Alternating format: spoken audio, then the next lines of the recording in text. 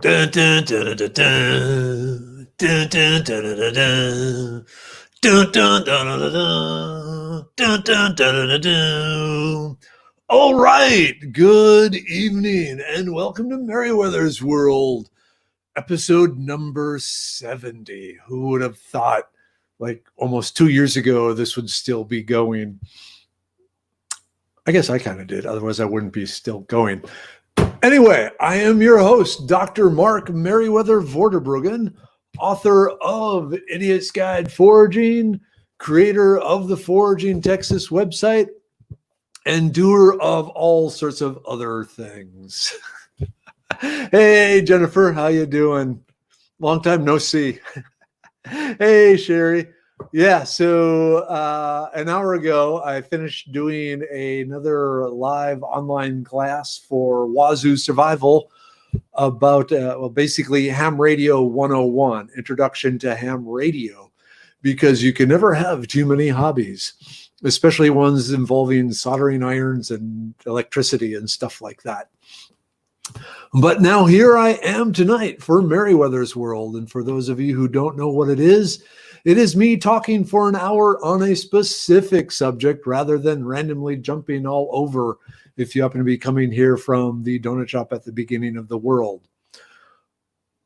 Other than that, it's really similar to the donut shop at the beginning of the world, except I do it from the same location every evening, or well, every Wednesday evening. Hello, Eileen. Hey, Deborah. Hey, Joe. Hey, Katie. Cool. Hey, Kathleen. Long time no see. Hey, Uncommon Bees. Okay, yeah, that's fine. Hoping to have lunch tomorrow with Uncommon Bees. Hey, Kelly. Yeah, it was neat. Hopefully Nick will swing by and throw up the link. I have to get it. Otherwise, you can get to it from the Wazoo Survival Facebook page. Yeah, insanely crazy day today. Yesterday, I had my yearly physical, and I'm happy to report that I am still alive. Very cool. My pulse rate was 54 beats per minute, which for me is pretty good. Sometimes it'll be a little higher. Sometimes it'll be a lot lower. My record was 42 beats a minute. Hey, Jason. Hey, Kelly. I can tell you right now, it is probably... Okay, it's dropped a little. It was, for most of the afternoon, it was probably up around 72 to 75. Hey, Kay. So, yeah, busy day, insanely busy, but for a good reason. We finally have the first Medicine Man product in the liver pill. I don't know if you can see it here. So with burdock root and milk thistle and flaxseed and a rosemary extract as the preservative, not using the chemical BHT or any of that TSP, using all natural products. Frankly, if you pop open one of these pills and eat it, it actually tastes like fairly decent pizza topping between the rosemary and the burdock. They're pretty good. So in the next few days, these will actually be available from both Amazon and the Medicine Man Plant Co. website. Yeah, it's like another child. It's another child. I'm so happy. And then very soon, hopefully next week, we will receive the brain pill. And then 2 weeks after that, finally, will be the immune pill. Hey, John Mark. Hey, Kimberlyn. Hey, Kelly. Hey, other Kelly. Hey, Richard. Can't see the... Yeah, we've started. Still can't see it, Joe? I'm waving at Joe. Hopefully, Joe, you can see me. Yeah, pizza pills. So you gorge yourself on pizza, and then you take the liver pill. I should say you gorge yourself on like pizza and alcohol, and then you follow up with the liver pill. I have to be really, really careful what I say about it, so that I don't get the FDA to come down harshly upon me. In fact, I need to change the name Merriwether here to the FDA does not endorse whatever that FDA disclaimer is. Yeah. So went through every bottle, made sure there were no cracked bottles. Everything was looking good, sealed. Hey, wait a minute.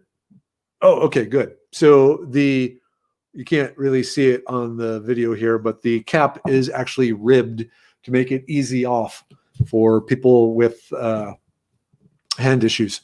So, the brain pill. What is the brain pill? Funny you ask. So, the brain pill is a combination of sage and lion's mane mushroom and ginkgo leaf. They work together to improve memory, cognition, problem solving, general alertness, and a bit of mood lifting on top of that.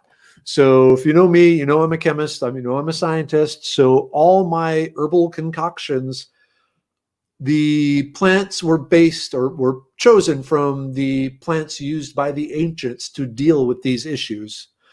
But particularly the specific plants I picked and the dosages, the amounts, were based on scientific research done by others on these particular plants and mushrooms.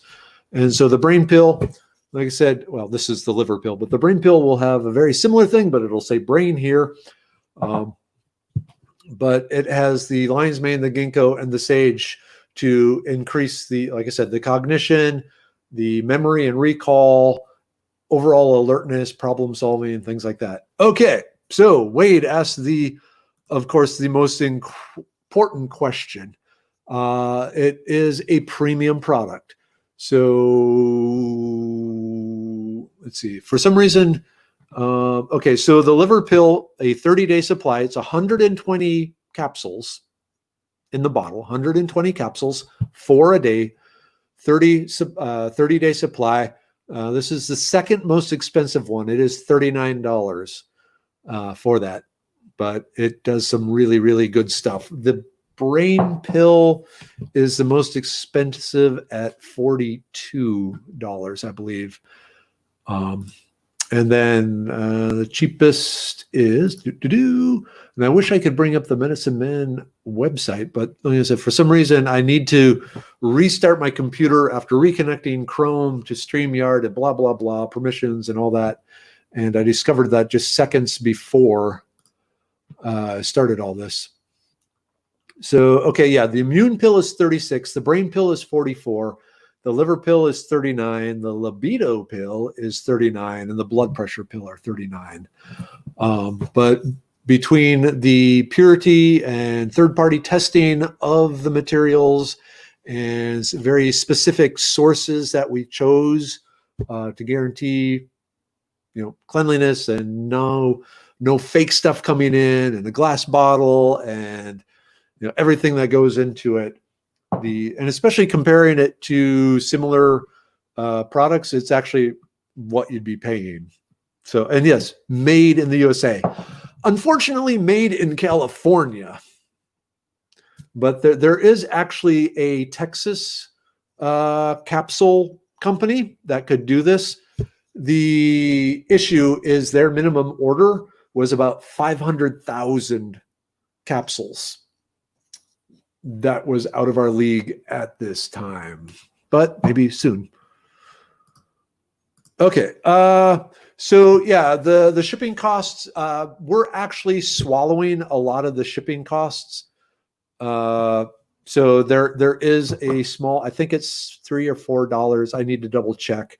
I wasn't on that side. I'm formulating, and then Steven Skiff, maybe he's here tonight. No, I don't see him.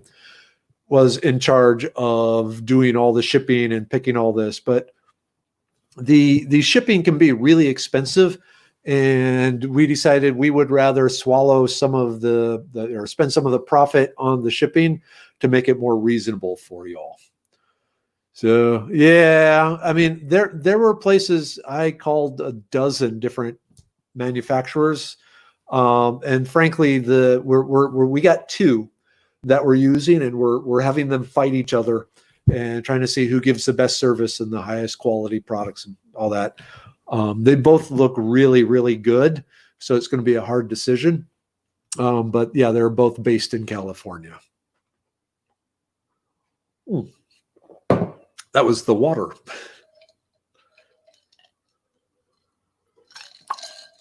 Okay, enough about Medicine Man. So one more thing about Medicine Man. Let me just So we offer it from our website and also from Amazon, and the price is pretty much the same from both. We would prefer that you purchase it from Amazon, even though our profit margin, if you buy it from Amazon, is lower, because Amazon is so big and their algorithms would introduce us to a lot more eyeballs than just the Medicine Man website. So we want to climb the ladder at Amazon. And so by ordering it from Amazon, lots of people ordering it, they see that, whoa, this is good stuff. We need to show this more. It alters their algorithms. So when people go searching for immune or brain or liver, it puts us higher ranked. And so what we want to do, totally ethical here, totally ethical, but sometime next week, when we have everything set up and all the information on the Amazon and everything good to go, we're going to say, okay, if you're going to order this, say, on Thursday. And if we get 100 orders or 1,000 orders, whatever, 1,000 would be awesome. On Thursday, Amazon goes, whoa, these are our number one bestseller. And it jumps to the front of the line. And then for as long as we can hold on to that spot, whenever someone searches for these things, it will put us first. So it's basically called Amazon bombing. Authors do it all the time when a new book is coming out. And so they hold off, and then they have everyone get it on the same day, and it shoots it up.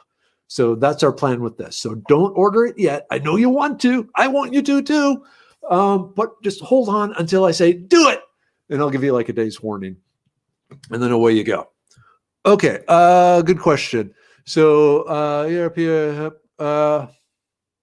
it really depends, Eileen, on what chemicals or what drugs, prescription drugs you are still on. One of the things that happens with these herbs, it's been shown that it speeds up the overall processing of the liver to break things down, to detoxify the body. That's what the liver does. It detoxifies the body.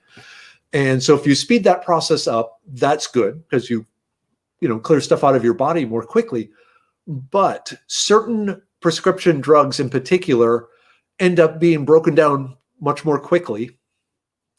And so you don't get the full dose of the medication. So really, Eileen, in this case, this would be something to discuss with your doctor, or at the very least, look up the ingredients, and you can get the ingredients from let me just go home here for a second. You can see, I'm posting the link to the website here. You can look at the ingredients, and then from there, you can look them up on WebMD or talk to your doctor and see if there are any particular medications that they may screw up. And that really goes for anyone on any sort of prescription drugs. One thing I tried to do is pick components that were pretty benign and not cause serious interactions, but by their very effect, they may cause you to dispel your prescription medicines more quickly. So your prescription medicines may not do what they're supposed to do. And you do not want to increase your prescription medicines without talking to your doctor first. So it's complicated, but for your safety, I hope you take that advice. Okay, I need to also shout out to some other sponsors of the show.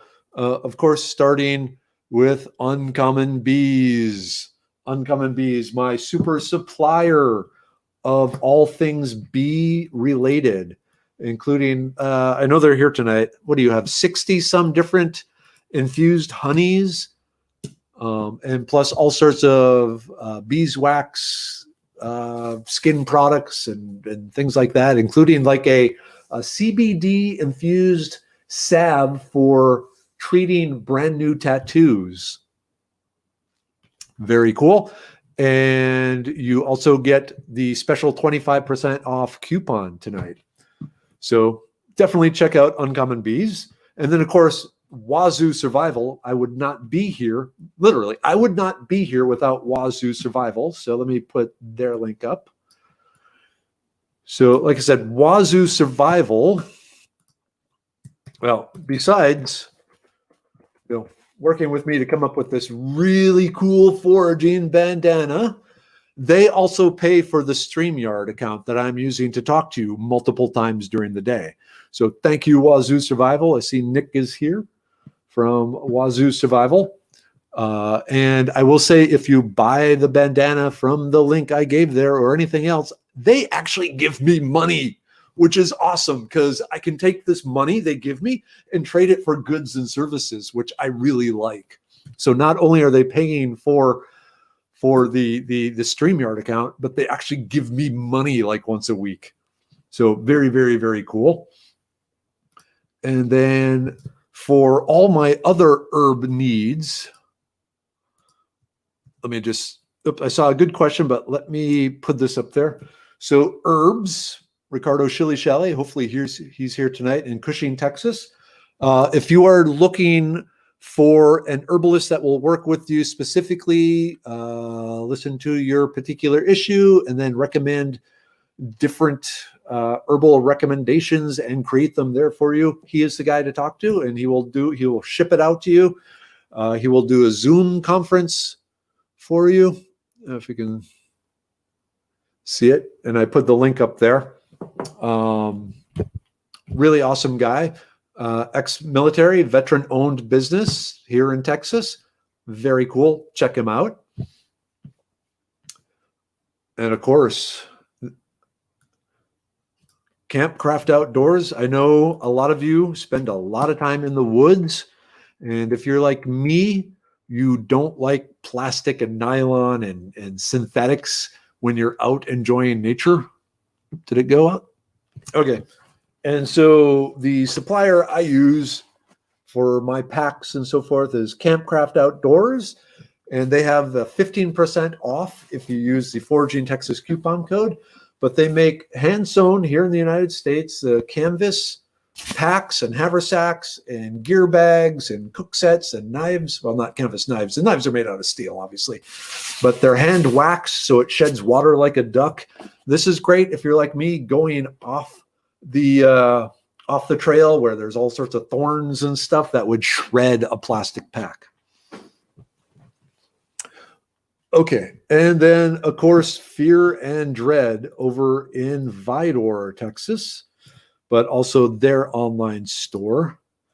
If you are looking for different first aid kits, let me say that's where I got my the patrol. This is a vacuum-packed emergency trauma kit with like a tourniquet and gloves and bandages and so forth.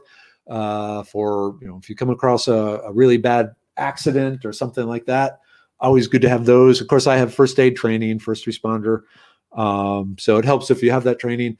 But they have that and all sorts of other survival and prepping gear, including a full line of firearms and ammo, including some stuff that's kind of hard to get nowadays. So there. Okay, and I don't have them yet, but I have another sponsor, again, one that's actually going to be giving me money. Cool. And this is a tree doctor located here in Texas that is hoping to reach out to all of you for any tree pruning or tree care needs. So hopefully as soon as next week he will be here. Okay, I saw some questions.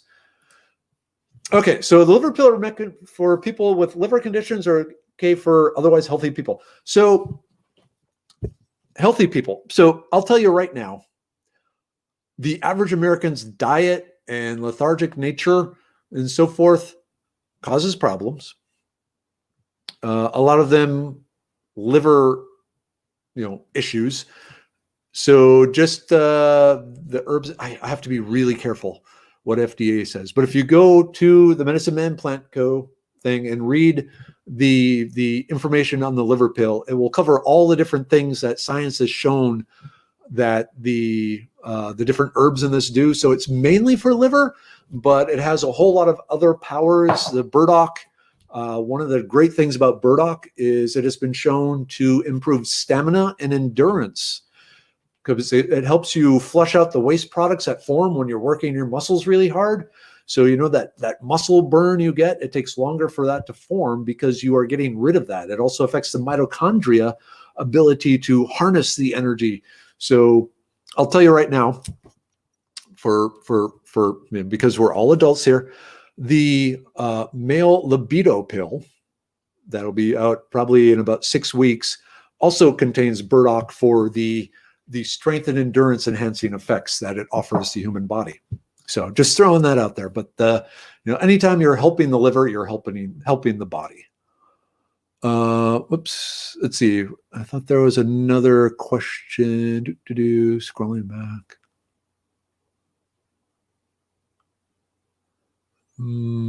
Okay, maybe not. Just checking here. Lots of people. Hi to everyone I didn't say hi to yet.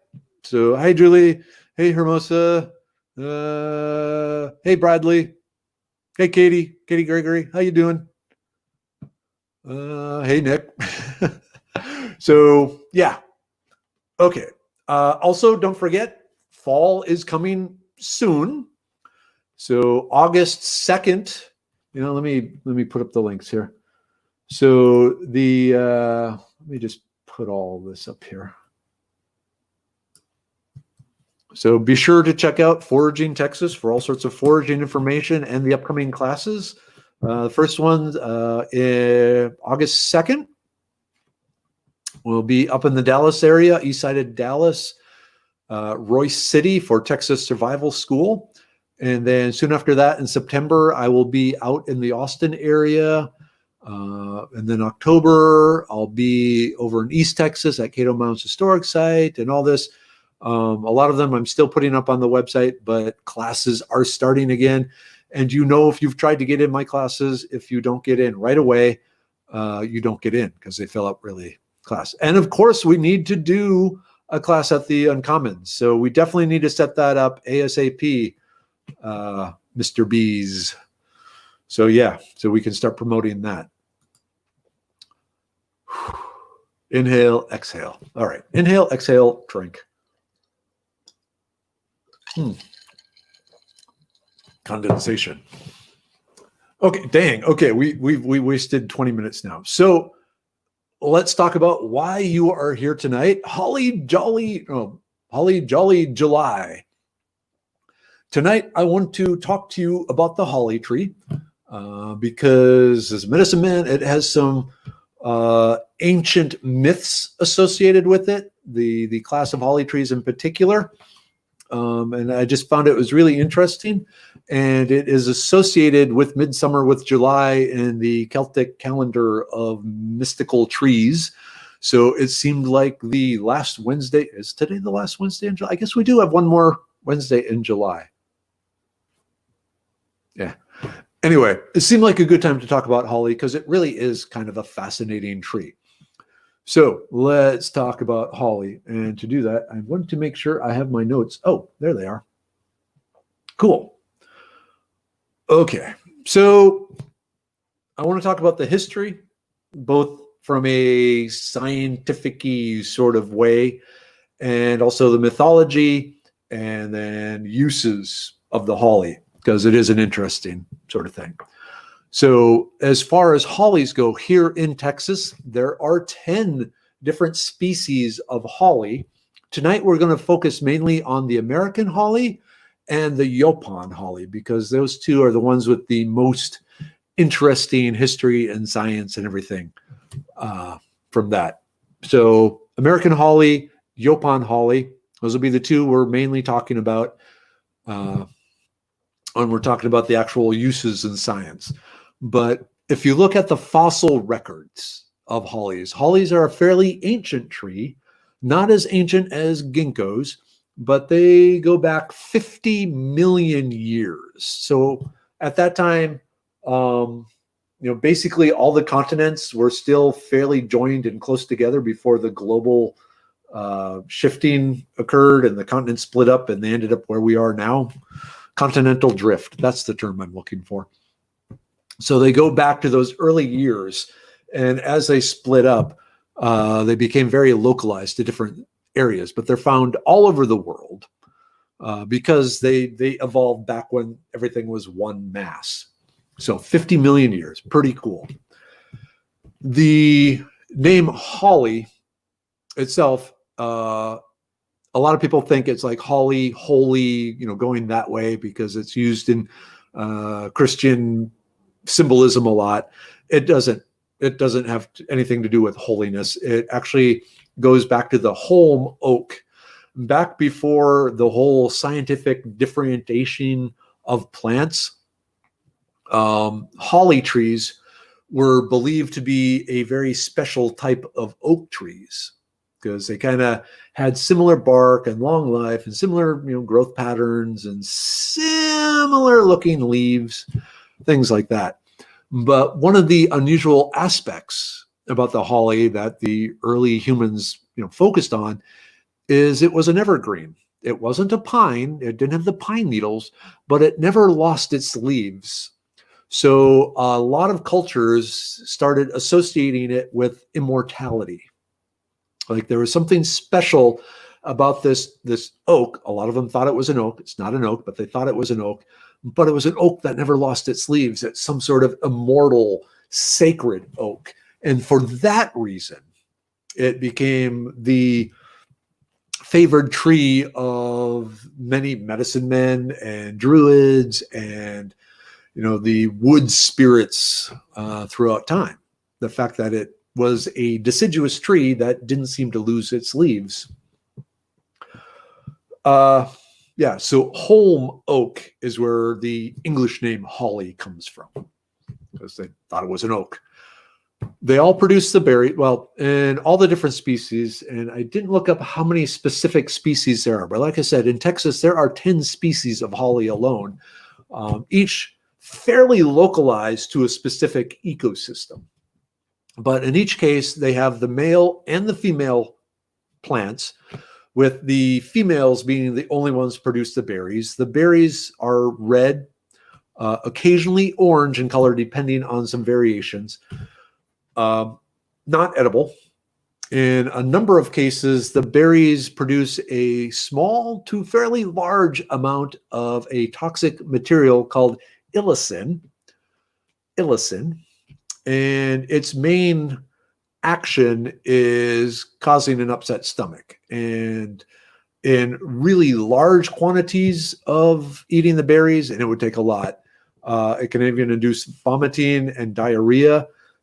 And there's been a few recorded deaths from one particular holly, the Ilex aquifolium, which is actually over in Europe. So none of the hollies here, but over in Europe, the main big holly tree, the English holly, supposedly 20 berries is enough to kill a small child. But the ones you find here in Texas aren't that potent. George Washington loved it. He planted several in his Mount Vernon thing because he really liked the appearance and some of the features of the wood, which we'll talk about in a little bit. But the tree has a beauty to it.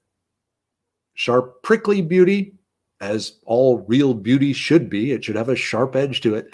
But if you know of the American holly in particular, that's the spiky sort of thing. And like I said, unfortunately, I can't share this, but I can put up the link to the American holly, and you can see it. And this is the one here in the United States that is mainly picked up used for the Christian Christmas time holly. So focusing again on the mythology, especially in Europe, in particular in the temperate zone. So areas where it got cold and snowy and most of the trees were losing their leaves, that's where the holly really picked up this spiritual nature. In particular in Europe and across Russia, not so much down in the really southern tip of Africa, but Europe and Russia. So in Europe, the holly king and the oak king were the two rulers of the supernatural world. And they were constantly fighting. And usually the holly king would get the upper hand in midsummer, the summer solstice, and then rule unopposed until the cold, dark winter came. And then they would start fighting again. And then at the winter solstice, the Oak King would take over and bring spring back. So as the oak leaves came back and spring came back. So it kind of makes it sound like the Holly King was the bringer of winter and darkness and kind of evil, but he wasn't. He was actually the one that protected the humans during the cold, bitter winter. But as gods tend to be, there is jealousy between the gods, so they would fight it out.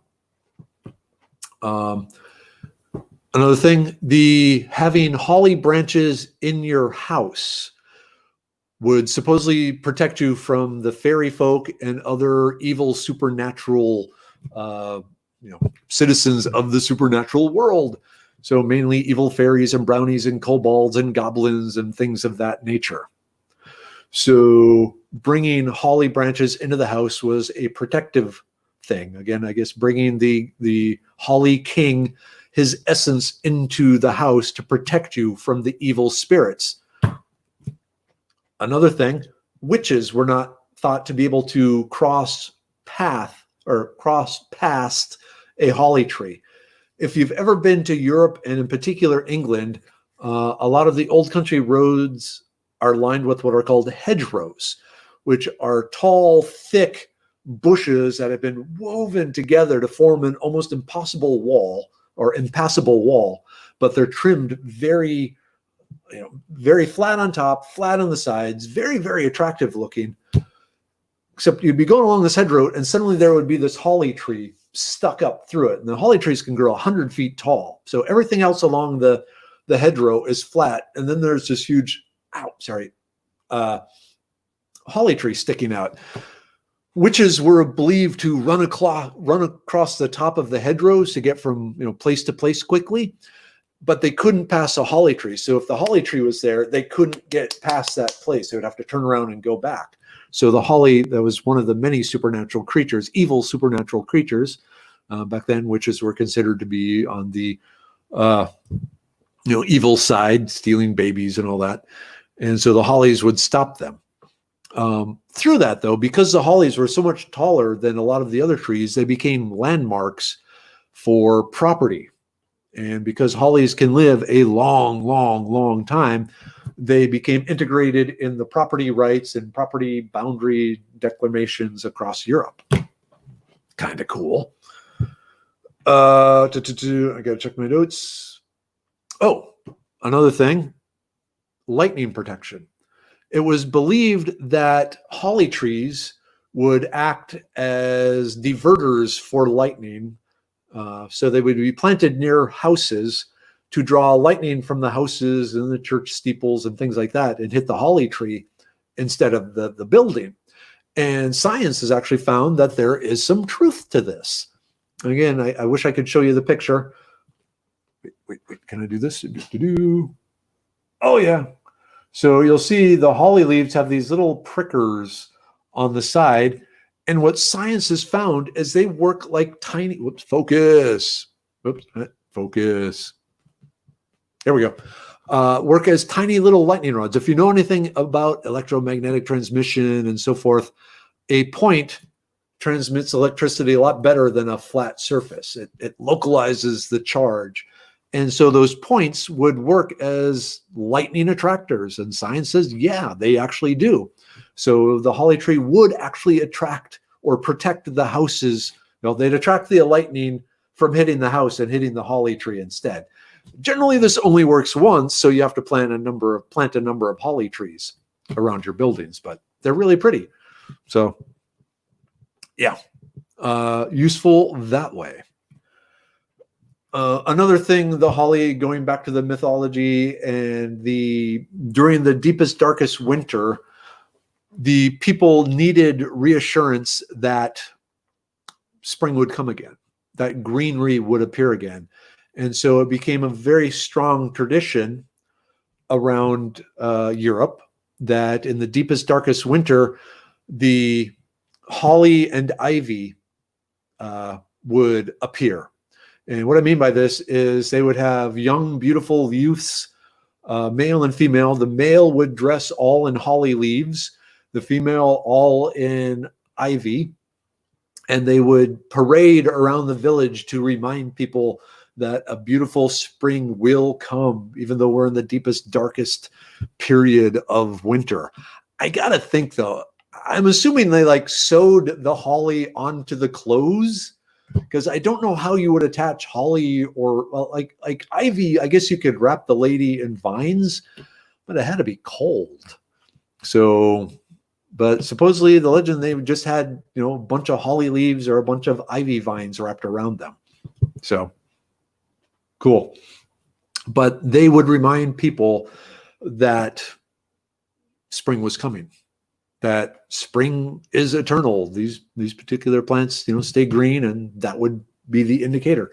And so through those ancient traditions of rebirth and fighting evil and eternal life and so forth, that's why they were co-opted, or, you know, by the Christians coming in as a symbol for them too, to take what people were used to and say, hey, think about it this way, and use it almost as a parable to help explain the Bible and Jesus and all that. And so like the holly, especially the thorny holly, became the crown of thorns. The berries, the red berries, became the blood of Christ, and the eternal life and all that, you know, became, you know, switched from the earlier beliefs over to the Christian beliefs. When the first pilgrims arrived in Massachusetts, in Plymouth Rock and all that, there was a lot of the American holly there. And so they just co-opted it and said, oh, cool. In fact, the early Christmas trees were holly. And then eventually it switched over to pine tree. I wasn't able to find why. Oh, I know why. So I left off a whole section of mythology. You are not allowed to kill a holly tree. You're not allowed to cut down and kill a holly tree because of its, you know, eternal life and protective powers. And to do so would bring all sorts of wrath down upon you. You could take branches. You could actually cut the tree and leave the stem so new shoots would grow up from it. That's called coppicing. And that was a technique to get lots of thin, straight branches growing that would then be used in basketry and assorted woodworking. But you could not permanently kill the holly tree, or else you would suffer the wrath of many an evil thing. And so hence you couldn't just take a whole tree and put it in your house as a Christmas tree. So I'm guessing that's why they switched over to the pine trees, which also had the evergreen thing going, but they didn't have the crown of thorns. They didn't have the blood of Christ, but they didn't bring down the wrath of evil demons on you if you cut it down. So taking branches were okay. Taking the whole tree to the point where it died, not okay. Yeah. Okay. So that kind of covers a lot of the mythology. So like I said, sacred tree to many, many, many cultures. And then as cultures changed and blends, different cultures would co-op it and take it for their own, and so on and so forth. So very, very fascinating. That's why it has this almost spiritual nature to it, especially for druids and so forth. The holly tree is really one of the most magical and spiritual trees out there for this reason. Now let's talk about the uses. Wow. Okay. Good timing here. One of the neat things about holly wood, both the American holly we have here, the English holly, is its color. It is considered to be the purest white of woods available. So very, very, very, very, very white if you dried it right. So you want to dry it slowly. If you kiln dry it, it takes on a yellowish color. So it needed to be just cut and set and left there for a long, long time just to naturally air dry. And in doing so, it would retain its pure white color. The wood itself, during the drying process, it actually shrinks quite a bit. It has the highest rate of shrinkage of any wood. It actually shrinks 8% in length and girth. So it shrinks quite a bit. So you really need to make sure it's dry. Also, then in high moisture areas, it will swell and crack. It has a tendency to kind of twist some as it dries. So it's not used for lumber because it shrinks too much and it moves around too much with humidity changes and so forth. So it's not great for that. But it has a very, very, very fine grain. There's almost no noticeable lines in it. So it's like a pure white block. So it was mainly used for decorative objects, small objects that didn't need great structural integrity, that could, bend and twist a little when it came to humidity. So it was used a lot for decorations, in particular chess pieces. So the white chess pieces were often made out of holly wood because they were a pure white. And then certain stains will change it to a black color. So it was also used as a replacement for ebony, even though it was a lot less dense and a lot less hard, because it would pick up a black stain really well. So that's kind of one of the reasons you have the white pieces and the black pieces for chess, is from the Hollywood. You have the very, very pure white color, and then you could stain it into a black color. It carved beautifully. It didn't have the grain, and the small chess pieces were a great thing to make out of it because a little bit of warpage from humidity was almost unnoticeable. So kind of cool. So you have this magical spiritual tree that you use to mimic warfare. Attack, attack, because we're humans and that's what we do. The leaves of holly, you probably are familiar with the tea. That's usually what I teach, but they are actually considered a good food fodder for livestock. And in fact, many holly leaves were taken and just ground up because they are hard. They're kind of prickly. So they would be ground up and the animals really enjoyed it. Extremely high in calcium, a little low in protein, but overall very good. And judging from the actions of livestock carry, I'm really wondering what your goats would do with it. But it has a long and ancient history of being used as a wintertime fodder for animals, and the animals actually liked it. So pretty cool that way. Wintertime food, when the hay is getting low, you get the holly trees. Okay, so I put the link up once. I'm going to put it up again. And let me put it. So we're going to start with the American. You know what? We'll whip through the American holly. So we can get to the most interesting one here in Texas, the Yaupon holly. But I needed a drink. Yeah, I can believe it. The cows eat Yaupon. Like I said, it's actually considered a very good fodder food for livestock. So the American holly, from a medicinal point of view, starting with the leaves, a tea made from the leaves of the holly, traditionally, was used to alleviate measles, cold, flu, and pneumonia. Also used externally as a poultice or a wash for sores that were slow to heal or itchy rashes. So the leaves were ground up and used to dried, made into a tea. The flavor of the American holly, it's a very unique sort of flavor. It is a mixture of kind of a wintergreen and bitterness. Slight bitterness, not like the tannin bitterness, but there are some other compounds. So kind of a slightly bitter wintergreen. Like I joke, it's like Christmas when you're poor. My mom hates that joke. But anyway, hey, I haven't seen my mom here tonight, so maybe I can get by with it. But yeah, wintergreen with bitter, very subtle flavor. You really want to dry it. Just let the leaves air dry for 6 to 8 weeks. Because remember, plants have a cell wall. It's a hard, rigid structure.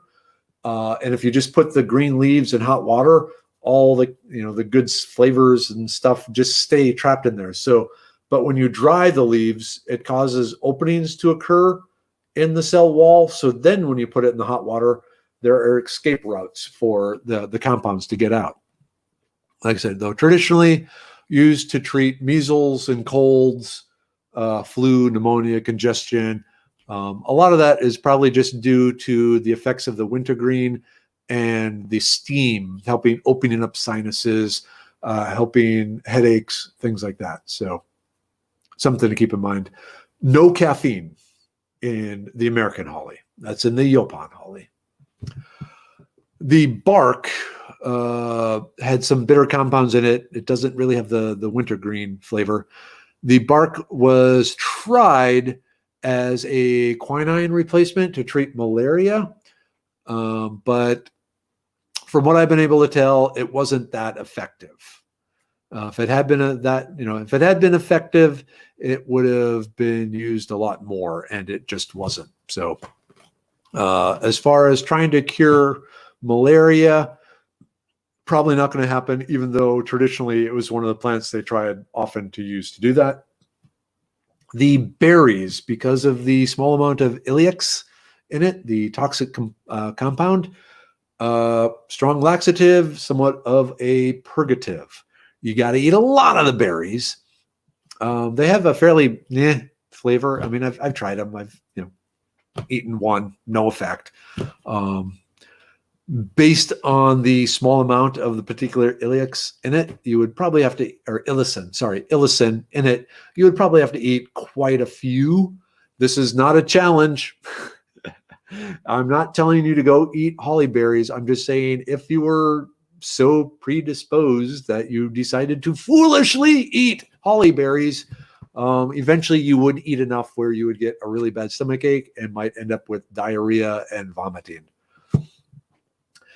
As far as scientifically proven medicinal properties, really nothing out there, not on the American holly. I was kind of disappointed in that because it, with all its magical protective stuff, it doesn't actually seem to do anything for the human body from a medicinal point of view. Bummer. So American holly, very common East Texas, all the Christmas wreaths. Well, it's actually basically from Houston all the way up into Canada on the eastern part of North America. But very pretty, very big tree. Oh, the berries. You may notice that the Yaupon holly and the holly berries, they hang around for a long time before the birds finally eat them. So they go late into winter. One of the things about the berries is before they become edible to birds, they actually have to go through several freeze cycles. There's something about freezing and thawing, or freezing and staying frozen and then rethawing, that triggers something in the berries that is required before birds will eat them. No one has really, to my knowledge, studied what actually occurs during that, but they are great if you want to have a late winter food for the birds after all the other berries are gone, because they need those periods of freezing and thawing before the birds will start eating them. Okay, so that's the berry thing applies to all hollies. But now let's talk about my favorite with 10 minutes left, the Yaupon holly. So like I said, of all the plants I forage and use, I probably use the Yaupon holly the most because it is the only naturally occurring source of caffeine found in North America. If you get down to South America, you have the yerba mate. I know I'm not pronouncing it right, but that is another holly, and it also does have caffeine. Ooh, here's a great question. Okay, so does not matter male or female. The younger leaves will have more caffeine in them than the older leaves. So you want to get leaves from the more towards the ends of the branches. Think of a leaf as a chemical factory. When the factory is brand new, it's producing all sorts of products, caffeine and antioxidants and all these sort of things. But as the leaf ages, some of its mechanisms break down, and then the plant has to decide, what am I going to use the remaining machinery to make? And it focuses on lignin and cellulose, the things the holly, the Yaupon holly needs to grow new branches and grow new leaves. So it focuses on the basic building blocks of the next generation of leaves. So Younger leaves from male or female is where you get the highest concentration. And yes, Kay, the possum haw is related to the hollies. You can make a tea from the leaves. It's I really don't find possum haw to be any real useful. So Yaupon holly, Ilex vomitoria. You would think that the vomiting name comes from the illicin. The berries really don't have much, if any, measurable amounts of illicin in them. They don't cause vomiting, at least in any size that I've tried. The name Ilex vomitoria becomes from the original botanists that first were introduced to the plant by some of the Texas Native American tribes here in Texas, who used it before religious ceremonies. So the Cherokee and Comanche and some of the others here in Texas, before doing religious ceremonies, would spend some time preparing themselves for it. And by doing this, they would dance themselves into frenzies, drink gallons of really dark black Yaupon holly tea, using the caffeine to keep them awake for several days in a row. At the same time, they would be forcing themselves to vomit to purge themselves of stuff. So they wanted to be basically empty, exhausted, and kind of strung out before they started the religious ceremonies. So the botanists, they were male, watching all this going on, decided to name the holly the Ilex vomitoria, or the holly of vomiting, because let's face it, every guy really doesn't progress about past the age of 12 or 13. And so I don't care how old you are, vomiting is funny if it's someone else. Diarrhea, generally funny if it's another guy, not a family member going through chemotherapy.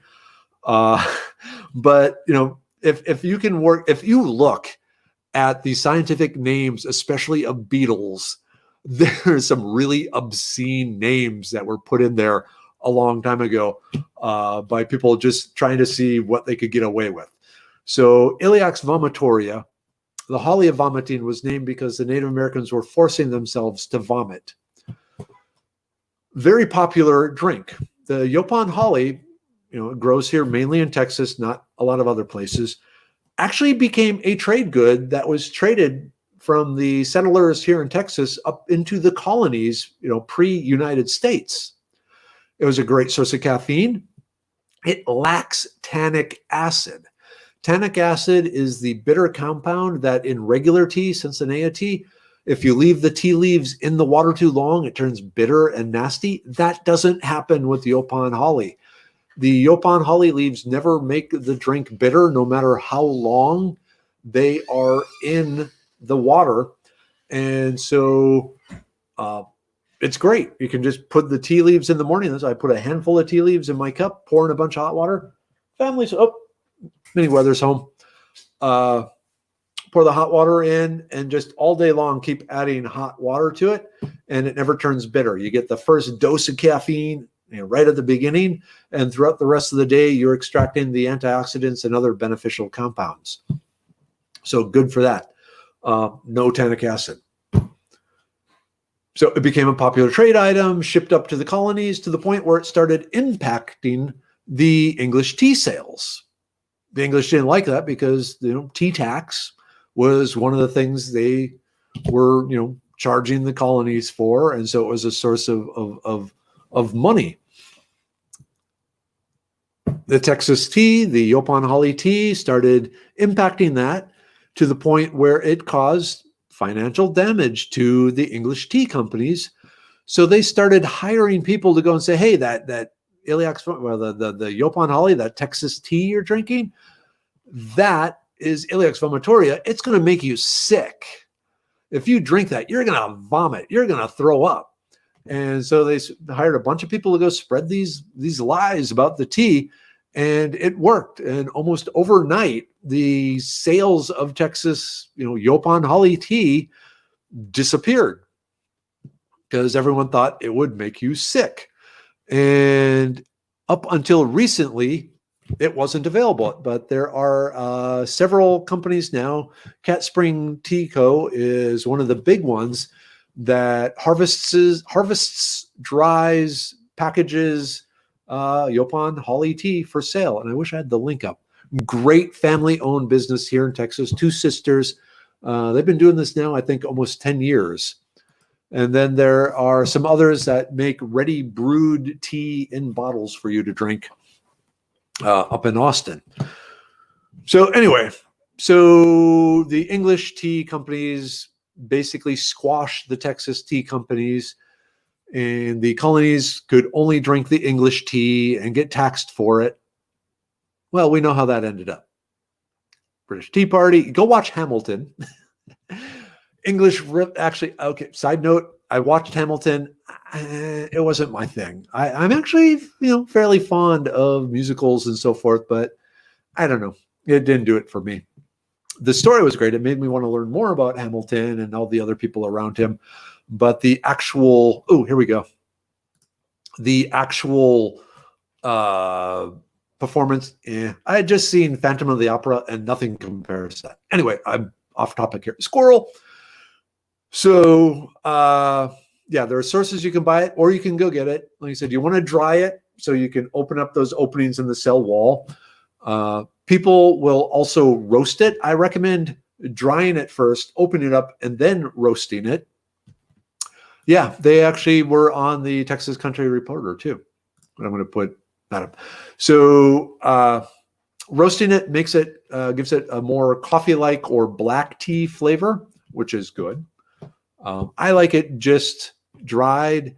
I like mixing it with some dried blackberry or dewberry leaves too for kind of a Yopani blackberry sort of tea thing. Very, very, very good. Lots of antioxidants and all those good things that do all sorts of wonderful things for your body. And wow, we got 4 minutes left. So yeah, all this was basically an ad for, no, they give me nothing. Whoops, where is I get nothing from them. Way back when they first started the company, we talked some, and I still send people to them. I gotta wipe the condensation off my drink here. But they're not actually one of my sponsors, so we'll hide them. Maybe I can get them to be a sponsor. But there you have it. Kind of, Holly, it's long interactions with mankind, humankind, from the earliest, darkest days. And it has always been a tree of hope and life and spring and surviving the darkness and protection from evil. Ooh, here's a good question from Kate. Okay, yes, the dwarf Yopon is still good for making tea. It does have the caffeine. The main issue is the leaves are really small, and so you got to really strip the bush to get enough. You can buy Yopon at most nurseries. It grows really well in most East Texas areas. It is an understory plant. It doesn't like full sun. It prefers to be shaded by some bigger trees, like, say, an American holly would work, or different oaks. Jennifer, here's a good question. So drying the leaves to get those openings to form, you want to dry it. Ooh, there's my face. 6 weeks, 8 weeks, something like that.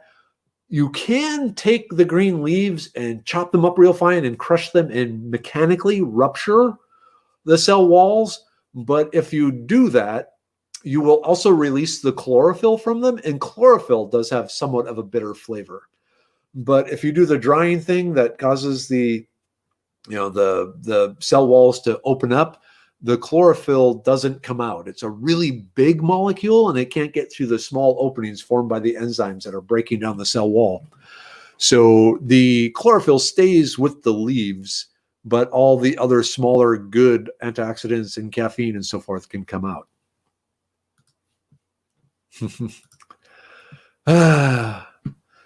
Yeah, so many moms are wrong about foraging. See, Kathleen, you didn't have my mom. That's the problem. Okay, and then your next comment, I'm just going to bleep on by. Oh, yeah, definitely try it. Or, even like horse mint and a lot of different things. You get the caffeine flavor, and you get other good flavors with it too. Yeah, so like I said, the Holly King would normally take over now.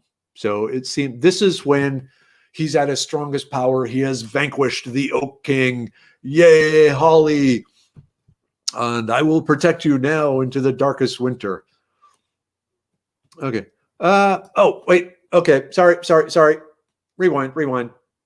6 weeks is infusion time. Yeah. For drying the plants, you only have to go 2 weeks. Thank you, Margarita. Yeah. You only have to dry it 2 weeks before it's ready. I need the brain pill. I've been running too hard, too fast, too long, folks. All right. Not a lot of questions tonight. I'm hoping that's because you are all fascinated rather than bored. A lot of viewers, so that's always good. Oh, here's another good quote. When is the best time to collect? Really, any time. It's not the time of year you collect. It is just making sure you collect the younger leaves to get the highest caffeine and antioxidant properties. I do like collecting it in the spring, late winter, spring, after all the berries have dropped off, because at least in my backyard, I have 2 females. Woohoo! And I don't want the berries mixed in with the leaves. So harvesting in the spring, I'll do a lot of pruning then. So I don't have to worry about getting berries and having to pick the berries out because I'm lazy and don't have a lot of time. So there is that. All right, folks, it is 9 o'clock. Time to do some other stuff. I will see, hopefully, a lot of you tomorrow morning. Donut shop at the beginning of the world. Who knows what we will talk about? It's always a free-flowing conversation there, as well it should be. Definitely the word poop comes up a lot, but so be it. All right, everyone. Have a great night. Take care. Bye-bye.